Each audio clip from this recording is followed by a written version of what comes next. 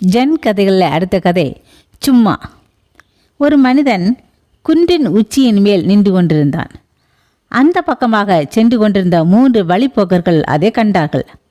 அவர்களில் ஒருவன், அவன் வளர்த்த பிராணி எதையோ காணாமல் போய்விட்டது போலிருக்கிறது, அதை மேலே இருந்து தேடி பார்க்கலாம் போல் தோன்றுகிறது என்றான் தன் தோழர்களிடம்.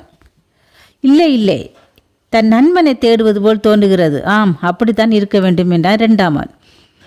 அதெல்லாம் இல்லை, அவன் காற்று வாங்குகிறான், பார்த்தால் தெரியவில்லையா என்றான் 3வது ஆள்.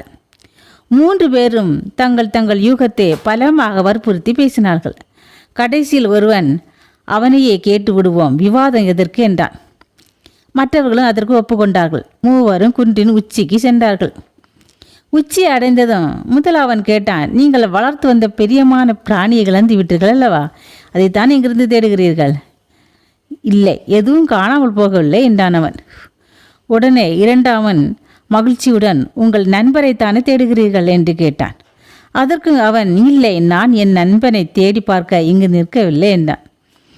அதை கேட்ட 3வது ஆளுக்கு மிகுந்த மகிழ்ச்சி ஏற்பட்டு விட்டது. காற்று வாங்கத்தானே இங்கே நின்று கொண்டிருக்கிறீர்கள் என்று உற்சாகமாக கேட்டான். இல்லை ஐயா, நான் காற்று வாங்க இங்கே நிற்கவில்லை என்றான் அவன். 3வருக்கும் ஒரே வியப்பு. அப்படியானால் எதற்காக இங்கே நிற்கிறீர்கள் என்று 3வரும் கேட்டார்கள். அதற்கு அவன் சொன்னான், சும்மா.